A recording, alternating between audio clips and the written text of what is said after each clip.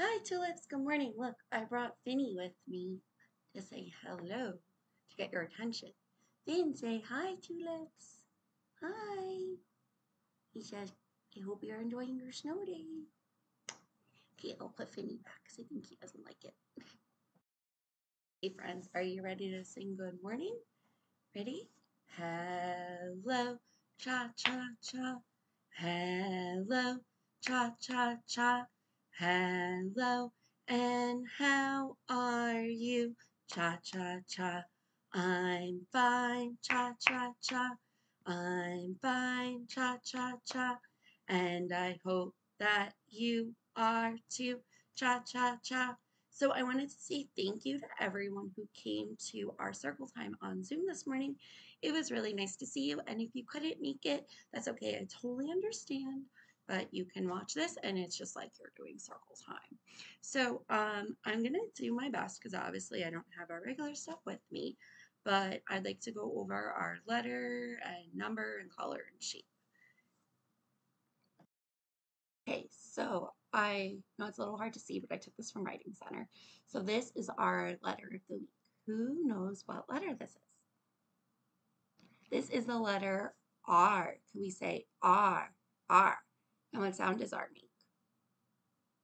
It says R, R. Could we say R, R, R, R, like R, R, rabbit? Can we say R, R, rabbit?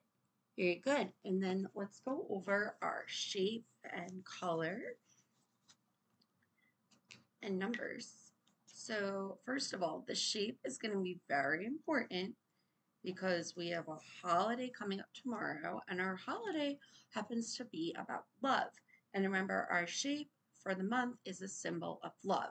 So what is this shape? This shape is a heart. We say heart. Now, remember, heart, again, is a symbol of love, and Valentine's Day is a day to tell people around them that we love them, right? Like yesterday, we started to make Valentines. I know we didn't finish. We're going to finish them tomorrow, and then we're going to give them to the people that we love in our family. So one more time, can we say heart? Now, our numbers of the month, remember, are all two-digit numbers from now on. Remember, digits means how many numbers it has. So our first number was this. It's a 1. I know it's a little hard to say, sorry. It's a 1 and a 1. So what number is a 1 and a 1? It's 11. Can we say that together? Can we say 11? 11.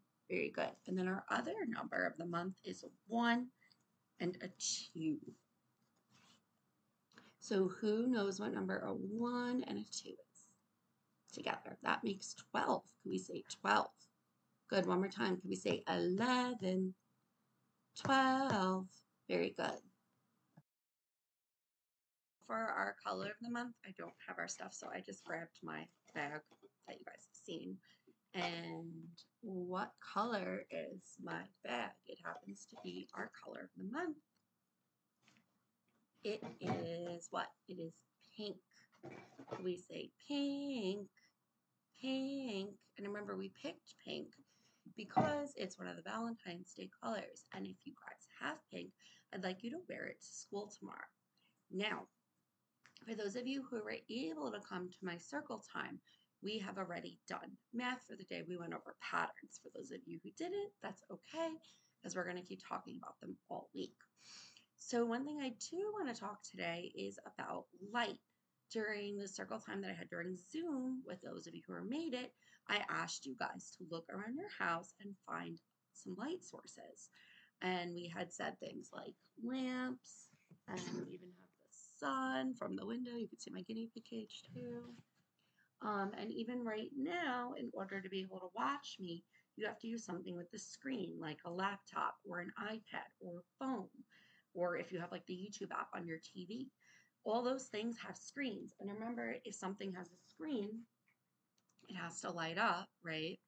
So you're using a source of light. So I wanted to read you guys a book about not only, we've talked about how people use light. Remember, we're not the only ones that use light. Plants and animals also use light. So I wanted to read you guys a book about, we're not going to read the whole thing, but I'm going to read a little bit of it about how people and animals use light.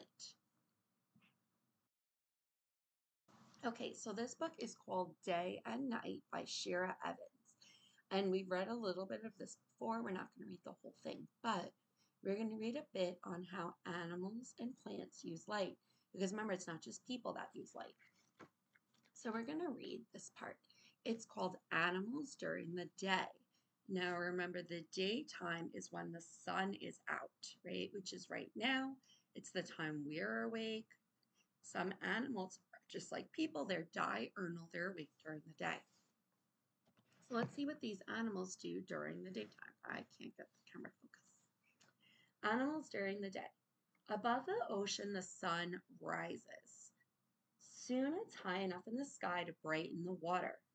A school of fish starts to wake up. As the sun rises, it fills the water with more light.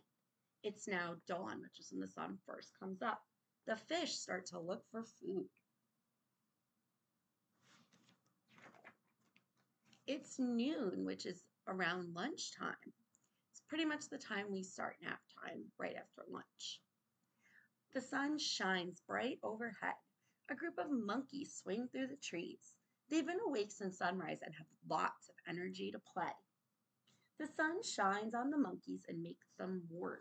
So remember, light from the sun, we get light from it, but we also get heat from the sun, which makes us warm, right? If there was no sun, we'd all freeze like penguins. So the animals also enjoy the light and the warmth from the sun, just like we do. The monkeys are now going to take a nap. Now it's late in the afternoon on the savannah. The sun starts to drop in the sky. An ostrich looks out over the land. Soon the sun drops even lower in the sky, and the sky turns orange and red. The ostrich has to eat before it gets too dark for him to find his food. As the sun sinks lower and lower in the sky, it becomes dusk. A flock of starlings, which are these birds, come together, forming a black cloud in the sky. The birds are safe in the flock because they keep each other warm. Because remember, as the sun's going down, it gets a little colder because we're not getting as much warmth. So these animals huddle and cuddle together for warmth. They sing until the sun goes out of sight. Now, here's what's important to remember, tulips. We've talked about this. The sun isn't actually moving. We're the ones that are moving. It looks like the sun's moving in the sky, but it's not the sun that's moving. We are, right? Because we have to remember the earth is turning. The sun stays in one spot. And as the earth turns, as we turn away from the sun, it starts to get darker. And as we turn back towards the sun, it starts to get brighter again. Now, plants also use the sun during the day. We talked a little bit about this the other day. I don't know if you guys remember, but let's learn some more about what plants do during the daytime. The sun shines brightly overhead.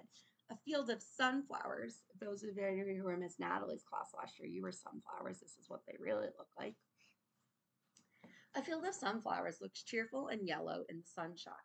The flowers turn to follow the sun. If you guys have actually looked at the windows, out the window in our classroom, we have the plants, right? They're actually facing towards the window, the leaves. It's because the plants actually grow in the direction of the sun. This helps them collect light from the sun, which they use to make energy. Now remember, we said plants don't eat pizza. They don't eat pasta. They have to make their own food. They use the sun and water to make their own food, which is why the leaves go towards the sun so they can gather and catch all the sun's light so they can make food. So all day long, the plants are catching the sun to make their own food. But at night, the sun doesn't shine. The flowers droop, which means they kind of go over because they're no longer working to collect the sun's light. But they will open again tomorrow when the sun shines bright in the sky. In daytime, a lotus flower opens wide. Its strong smell and pretty colors attract a dragonfly. The dragonfly goes inside the flower to get his food. The dragonfly needs the flower to be open or he can't get in and get his food. However, when night falls, the flower closes. So the dragonfly has to get his food during the day when the flower is open. So animals at night. So we remember that animals, a lot of them sleep during the daytime, but some are actually awake at night. So the animals that are awake at night are called nocturnal. Can you guys say nocturnal? These are nocturnal animals. They sleep all day long and they're awake during the nighttime. In the dark, an elf owl peeks out of a cactus. The temperature has now cooled or gotten colder because the sun is no longer out, giving it light and warmth to the animals. It's now time for the owl to hunt. He listens for his prey. Remember, prey are food that animals eat. He is what we call a predator. He eats the prey animals. He's going to go out for food. Most owls can see well in the dark. This owl listens very well too. He can find food even when he can't see. So even though it's dark, he's still able to see pretty well in the dark, and he can also listen for his food.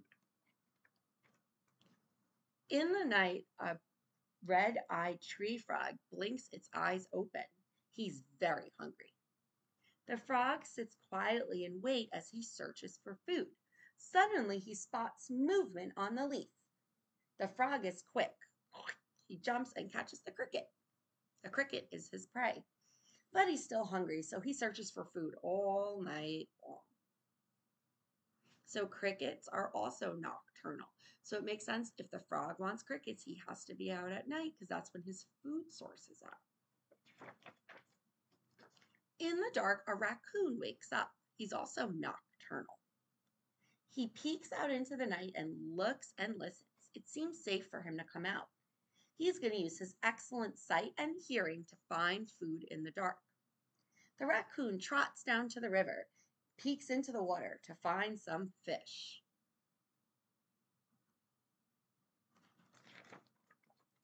This is really cool. In the dark, a termite mound starts to glow. But it's not the termites. Inside the tower are hundreds of glowworms. Glowworms light up at night and are glowing to attract or bring food towards them.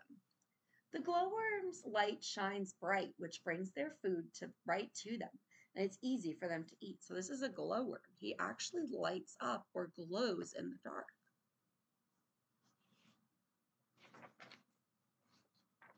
So what do plants do at night then? Well, there are some plants that actually are at night. They are the most active or awake. Darkness falls and a balsa flower, which is this thing, opens wide. Many nocturnal animals are attracted or brought to by its smell, and they come to drink out of the flower. The flower, however, closes during the day, so it's the opposite of a lot of the other plants we saw. Nocturnal animals will also go to sleep during the day. Now this is crazy. In the dark forest, a group of mushrooms give off a glowing light. So look, these mushrooms look like glow sticks. They only glow at night, but they couldn't make their light without the sun. During the day, the mushrooms store or keep the sun's light. It's kind of like if you guys remember when we made our glow in the dark project with the tape, I had to put the tape in the window in order to make it glow. The tape had to absorb or take in the sun's light, and then that made it glow in the dark. These mushrooms are pretty much the same idea as our glow in the dark tape. And then during the nighttime, they use their glowing light that they stored all day. And wait, actually, I'd like to do this with you guys. It says your turn. Which activities do you do during the daytime or nighttime? So you guys are going to tell me, what time of day do we sleep? Do we sleep during the daytime or the nighttime? We sleep during the nighttime, right? We are not nocturnal. So we sleep during the day. When do we see the sun? During the day or the night? Well, we see the sun during the day, right? During the day, we're turned towards the sun, and at night, we're turned away from the sun, so we can't see it. When do we see the stars? During the day or night? Well, we see the stars at night, but if you guys remember, the stars are always there. They're there right now. We just can't see them because our closest star, the sun, is way too bright for us to see the other stars during the day. However, when we turn away from the sun, we're able to see the stars' light.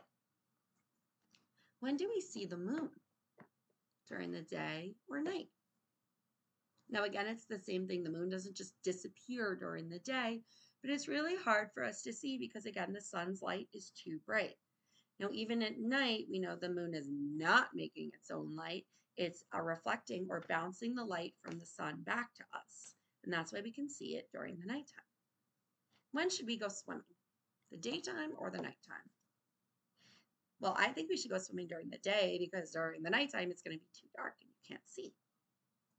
What about reading? Can you read at day or night? This one's kind of tricky because technically we can read it both. Right now I'm reading to you guys in the daytime, but at nighttime I can just turn the lamp on and read too. So I think that's a trick question. It's really both. So tulips, for tomorrow we are going to have Valentine's Day in school. I'd like you guys to wear pink to school, and if you don't have pink, because I understand some of you don't, you can wear red as well. Red and white mixed together actually make pink. Also, for those of you who want to, again, you don't have to, if you want to bring in Valentine's Day cards or a snack for our Valentine's Day party, you can do that. And I'm going to move the 100th day of school, which should have been today, to Thursday. Okay, and on Thursday, we'll do our 100th day. And then originally Thursday, we were going to do a special light show and tell, and I'm going to move that to Friday. But I'm going to email this to all you guys so you don't have to remember. So we are going to have school tomorrow. I will see you guys for Valentine's Day, and I hope you have an awesome rest of your day. Bye.